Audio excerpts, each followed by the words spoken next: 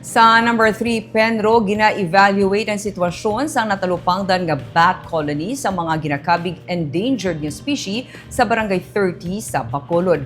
Nagwa sa pagpangusisa sang katapos ang DNR Sendro Bago nga isa ka bat colony sang golden crowned flying foxes sa natalupangdan nga nagapanong sa puno sang lunok sa Purok Paglaom sa Barangay 30 sa Bacolod. Natukiban nga tinuig na nga nagatiner sa lugar ang mga kabog bangod na palibutan ini sa mga fruit trees, kasubong sang tar apple, paho, kag iban pa. Ginsiling ni Provincial Environment and Natural Resources Officer Joanne Herangaya nga ginakabig endangered species ang mga flying foxes nga kasubong nga makitaan sa Mambucal Resort and Wildlife Sanctuary sa Banwa sang Murcia.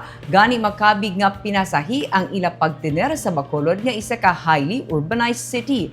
Gani karon gina-evaluate na sa Department of Environment and Natural Resources ang sitwasyon sang bat colony, ilabi na nga yara sa bakante nga compound ang ila ginaistaran kag ginapalibutan sang pamalay. Plano sang ahensya nga masugilano na tag-iya sang propiedad agud nga matagaan sa tinion ang bat colony antes pa man ang posible pag-develop sa lugar kag ang pagpautod sang kahoy para sa ginapaabot nga construction projects.